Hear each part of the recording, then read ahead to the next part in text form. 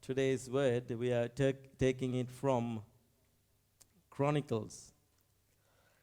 Second Chronicle, verse 25, or chapter 25. Right, so in the last few, am I echoing?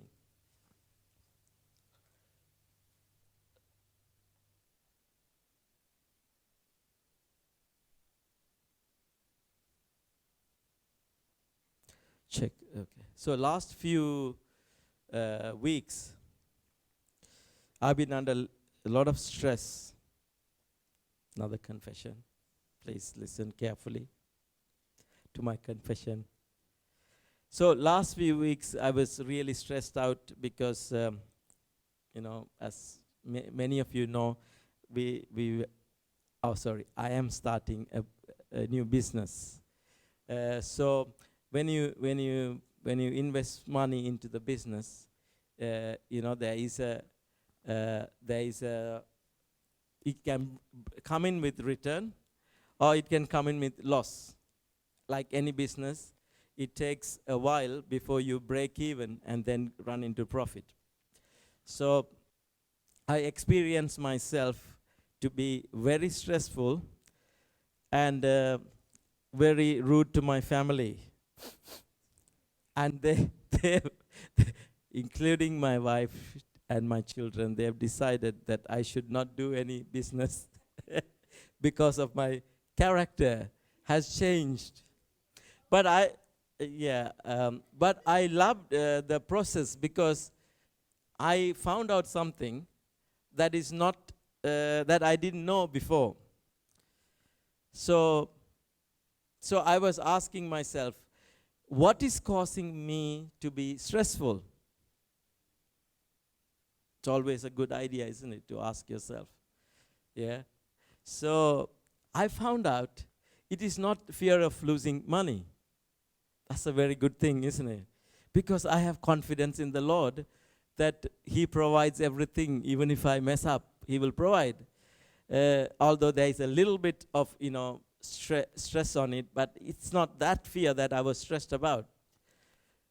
I was more stressed and worried about failing. If I fail, my wife and children will tell me, I told you so. So that's what was stressing. So if you come, down to it, I had a character issue which highlighted a fear of man or fear of failure, isn't it? So I haven't come to a conclusion yet how I'm going to deal with it. While I'm, praying about it, one thing is to stop the business, or the other thing is to find a way. Obviously the answer is Jesus. Confident in Jesus, that whatever we do will prosper. But obviously sometimes there are bad decisions that we take, which doesn't make us, prosper. So where was I going with this? So there is a character issue that I need to deal with. It was good because it came out because of the stress. I was in so much stress. When people are under so much stress, whatever they are carrying, the weaknesses will come. And on top of that, I was also fasting. So that's a good thing. When you fast, everything of the flesh tends to come out and you can deal with it. So now if I ask, don't answer immediately. Husbands and wives and, children, what are your dad's or mom's good character that you've noticed? Don't answer. Not bad character. Good character. Can anyone give? Today, let's give others compliment. Can you think of something? Your dad or mom, or your husband or wife, or your children, or your children, or children, mom and dad?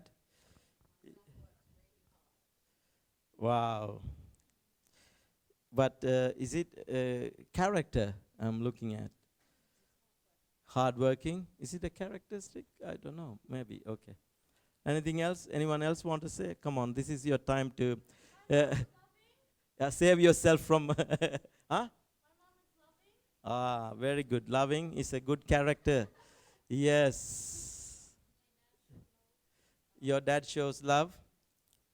Come on, I'm waiting for husband and wife to say something so that husband, this is your time to redeem yourself. Wives, this is your time to redeem yourself. Children, this is your time to redeem yourself. So you have passed a good comment, Ethan. Today you shall be looked after well. Anyone else? Karnish? Can you think of something about mom or dad? Good character. We don't want to hear the bad. Huh? Dad is very caring. Wow, there you go. Today Karnish is going to be looked after. Woohoo! Yeah. Anyone else? Anything else? I'm still waiting for husband and wives to answer.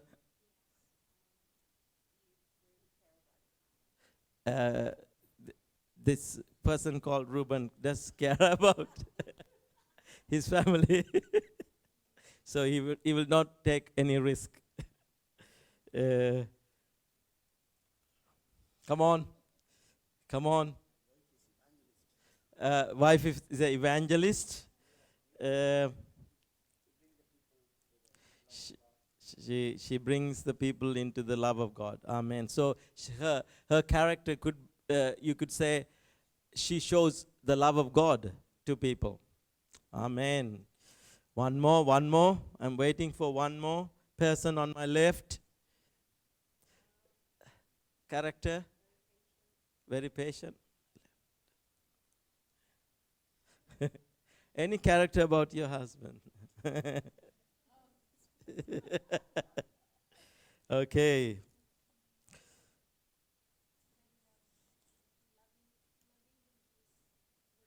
Okay, he's very loving. We'll stop there. Amen. Thank you. Wow. Awesome. So we have some character of us, which is really good.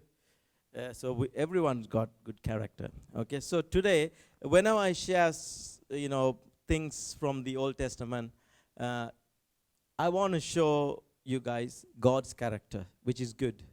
And I want to show people who've succeeded with good character and people who have failed with bad character. So, even in the past, if you have observed, when you take a message, it's linked with God's goodness, how God cares for his people. Yeah? By the way, the message about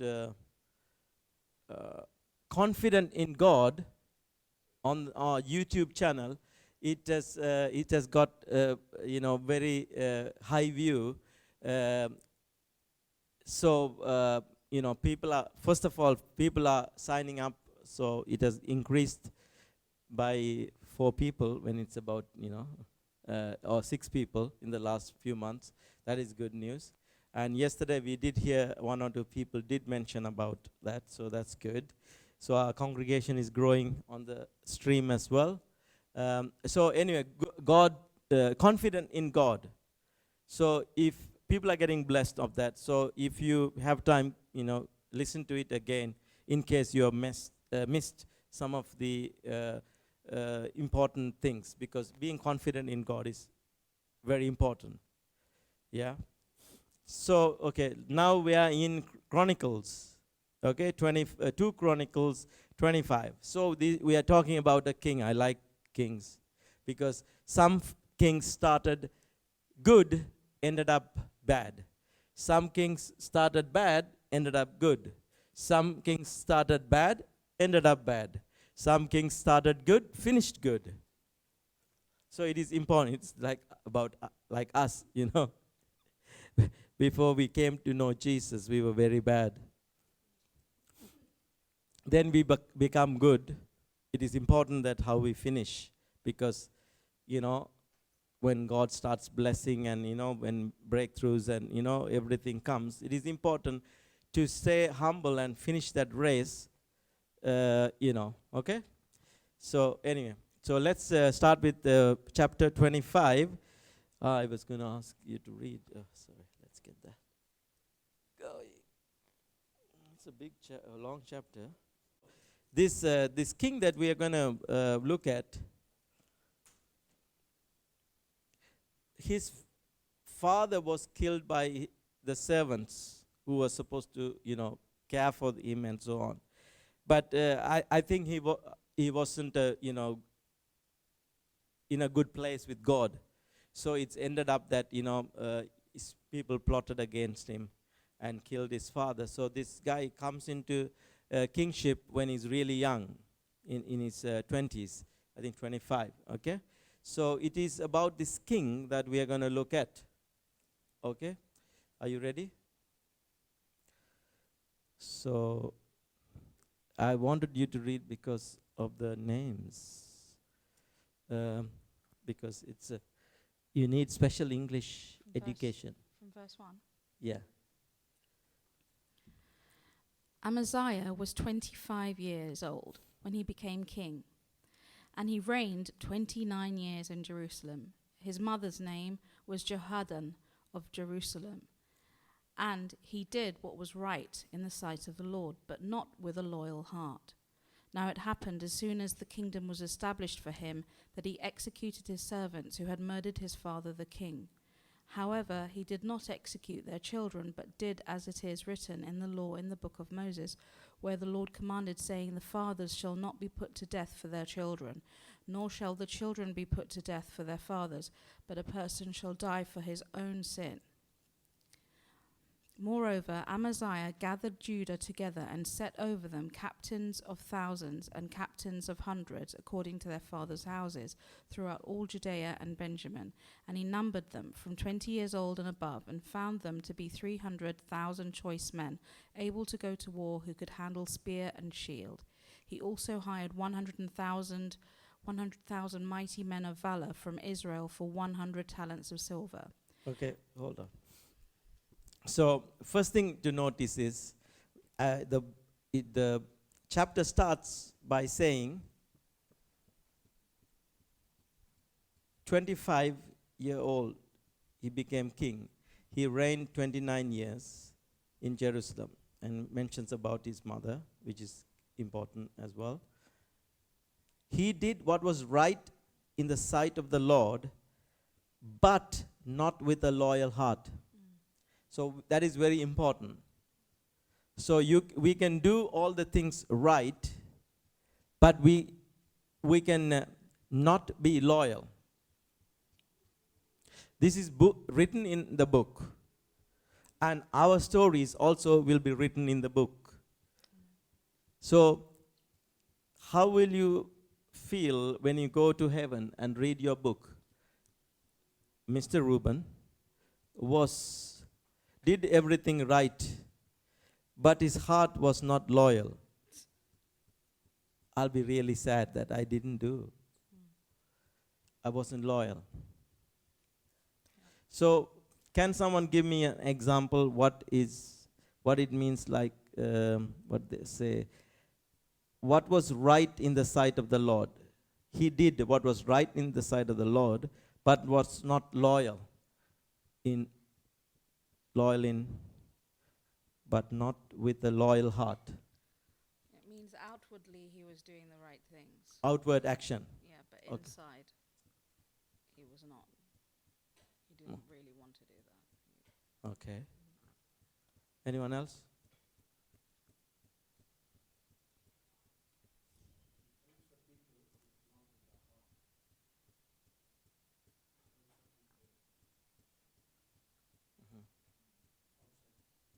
So he was putting on an act, maybe. Yeah. Do you think so? I mean, you can, say anything, it doesn't matter. There's, how you read the scriptures and how you understand.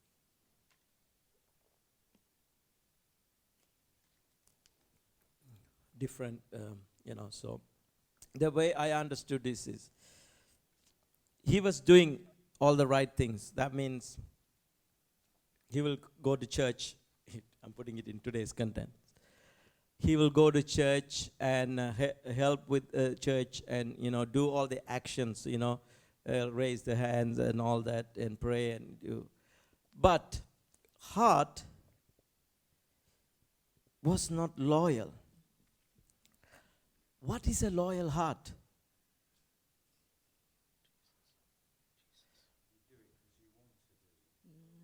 Okay. Yeah. You mean it. Yeah. Sincere heart. Yeah? That's a good word. Sincere. Yeah. Anything else? Lovable heart. So, a truthful heart.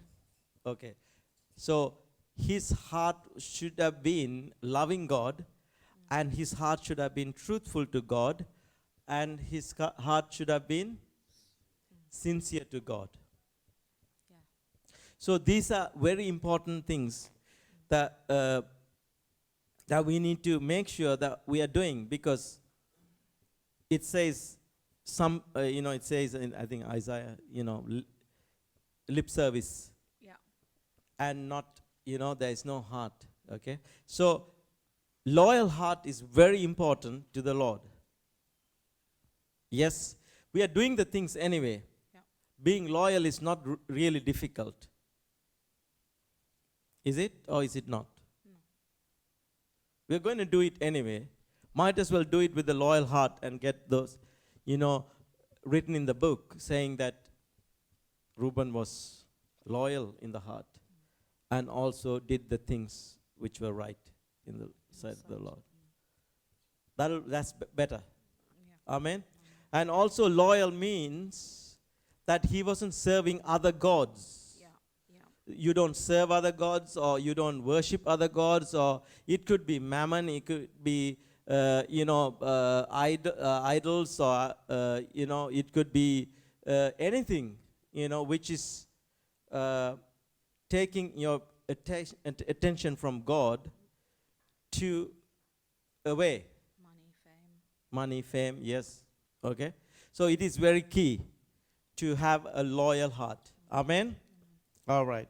So we read that this king counted his men to go, is planning to go to war with what's the country? Where's the place?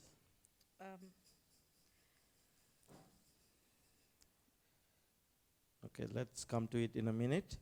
But now he's trying to get allies. So he's going to go and have a fight with this other country, Yeah. which Ruth will mention in a few minutes. But he feels that there is a lack with his army. He counted up his army, and I think he found out, the army that I'm going to have fight with is a bit big. I need some backup. So he asks his brothers, meaning Israel. So this is Judah. He's king over Judah. Israel was divided. He asked Israel to come in and help with him in the battle.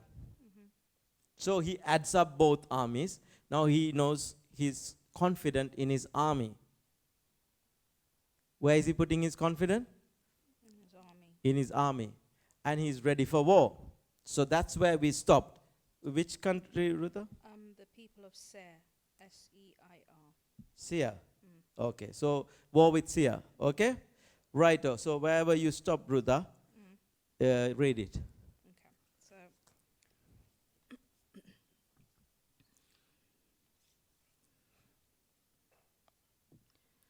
he also hired 100,000 mighty men of valor from Israel for 100 talents of silver.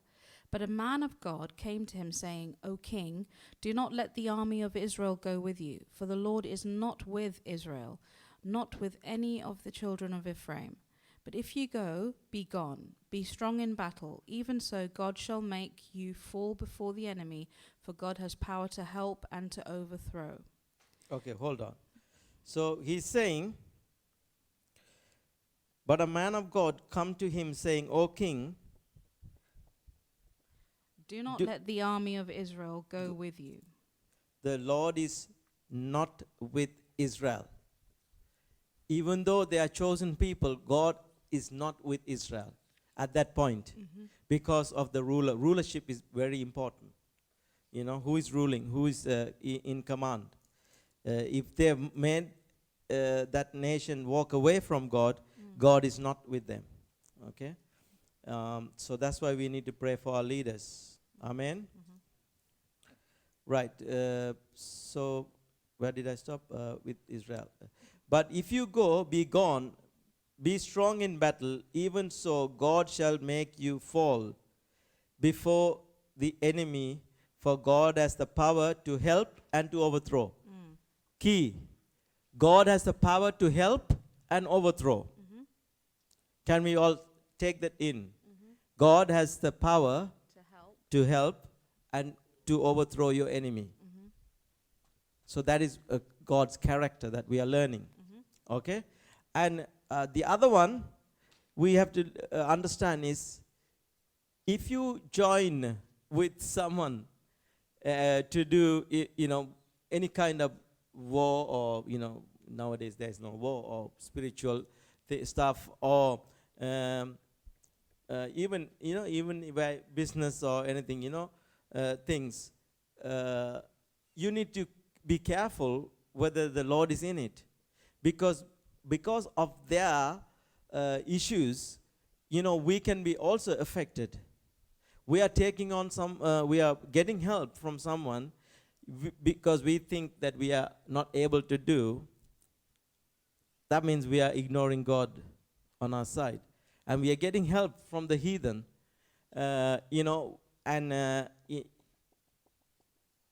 and trying to win our battle.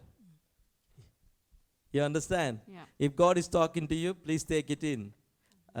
Okay? So we need to be careful who we do business with, or do, any kind of, is it going to have a impact? Is God is pleased? If God is pleased, sometimes God allows, that to, allows. He's blesses because he sees your heart, and he sees the other person's heart, and he blesses what you're doing.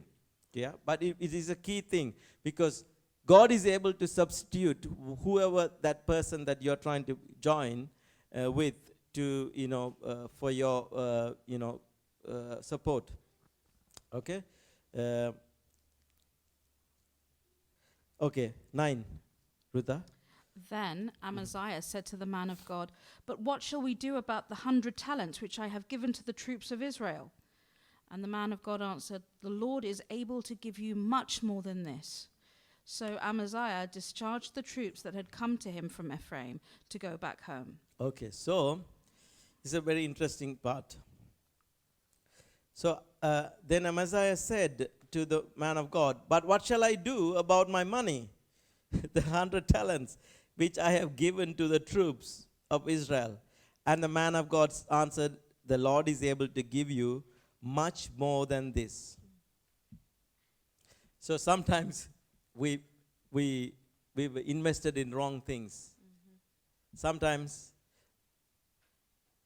when the man of God, or when God speaks to you saying, "Look, it's okay, leave that. It's a wrong project. You didn't hear me properly, you missed it. Leave it." Then you're thinking, what about my investment? What about the money, the time, the effort? But here, this man is saying God's character. The Lord is able to give you much more than this. Forget about your 100,000 pounds you're losing. God is going to give you what you are much more than this. Yeah? So sometimes when God asks us to make these decisions, it might cost us. We would have invested in wrong things. And, when God speaks, have confidence that, He's going to come through to us. Okay? Right. So we are in verse 10. So Amaziah discharged the troops that had come to him from Ephraim to go back home. Therefore their anger was greatly aroused against Judah, and they returned home in great anger. Okay. So this guy actually listened to God, or man of God, who said, this is what the Lord is saying, get out of this deal. Yeah. And he sent Judah away. Now Judah got really angry because, yeah, Judah got really angry because this guy hired the troops for 100,000, whatever, and then he says, now you can go, I don't need you, because the Lord said so. So the Judah was not happy because they know God told this because of their wrongdoing. Okay, let's carry on. Then Amaziah strengthened himself, and leading his people, he went to the valley of Salt and killed 10,000 of the people of Seir. Also the children of Judah took captive 10,000 alive, brought them to the top of the rock, and cast them down from the top of the rock, so that they all were dashed in pieces. So they basically won the war without Judah. Understood? So God is able to do much more, and he has done it without the excess troops. Okay, carry on. But as for the soldiers of the army which Amaziah had discharged, so that they would not go with him to battle, they raided the cities of Judah from Samaria to Beth-horon, killed 3,000 in them, and took much spoil. So Judah wasn't very happy. Instead of going back home, on the way they started attacking. Sorry, not Judah, but Israel. They were not happy. On the way they started attacking cities belong to Judah, and robbing them. Okay? Right. Please carry on. Now it was so, after Amaziah came from the slaughter of the Edomites, that he brought the gods of the people of Seir, set them up to be his gods, and bowed down before them, and burned incense to them. Okay. Now what has happened? This guy who did the right thing, this is where he slipped. He brought the gods of other this country that he raided. That God didn't help them, those people. How can this man be so foolish to bring those gods, idols, and set it up and burn incense? That's how he was unfaithful, or not a loyal heart. Okay, please read. Therefore the anger of the Lord was aroused against Amaziah, and he sent him a prophet who said to him, Why have you sought the gods of the people, which could not rescue their own people from your hand? So it was, as he talked with them, that the king said to him, Have we made you the king's counselor? Cease. Why should you be killed?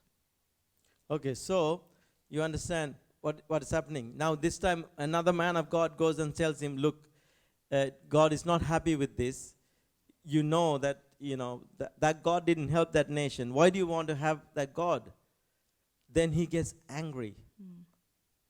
The king gets angry with this man of God and says, who made you king's counselor?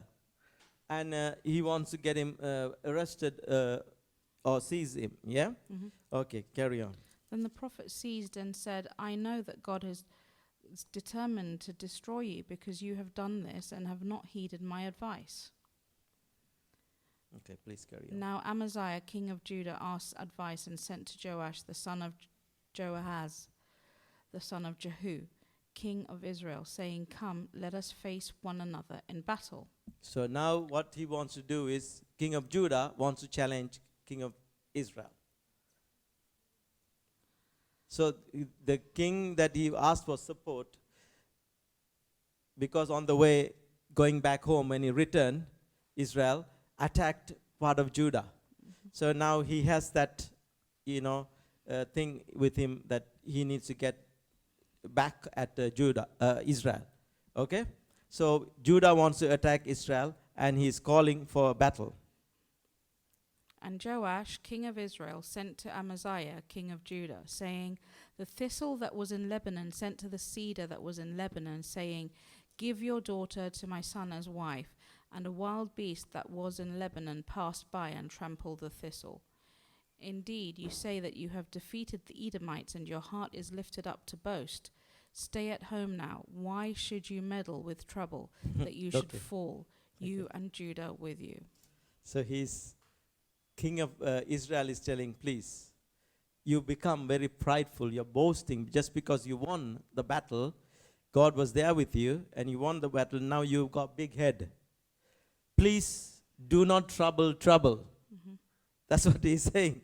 Mhm. Instead, stay at home. He's also referring how it is, not even a little, a speck of dust. Mhm. He's comparing that, and he's saying, stay at home. Don't just kill yourself and you destroy your country. Okay, carry on. But Amaziah would not heed, for it came from God that he might give them to the hand of their enemies, because they sought the gods of Edom. So Joash, king of Israel, went out, and he and Amaziah, king of Judah, faced one another at Beth Shemesh, which belongs to Judah. And Judah was defeated by Israel, and every man fled to his tent. Then Joash, the king of Israel, captured Amaziah, king of Judah, the son of Joash, the son of Joahaz, at Beth Shemesh. And he brought him to Jerusalem and broke down the wall of Jerusalem from the gate of Ephraim to the corner gate, 400 cubits. And he took all the gold and silver, all the articles that were found in the house of God with Obed-Edom, the treasures of the king's house and hostages, and returned to Samaria. Finish? Are we 28 finished? No. Amaziah, the son of Joash, king of Judah, lived 15 years after the death of Joash, the son of Jehoahaz, king of Israel. Now the rest of the acts of Amaziah, from first to last, indeed, are they not written in the book of the kings of Judah and Israel? After the time that Amaziah turned away from the Lord, they made a conspiracy against him in Jerusalem, and he fled to Lachish. But they sent after him to Lachish and killed him there. Then they brought him on horses and buried him with his fathers in the city of Judah. Amen. Right. So you see, this guy, because of pride and because not having a loyal heart to the Lord, he thought he can take Israel. And even God telling him, do not go for this battle. He goes, and then he loses everything. His kingship, all the, everything that they had, the gold, the silver, the presence of God, the ark, the gold, everything was taken away. So that's what I want to bring into you today.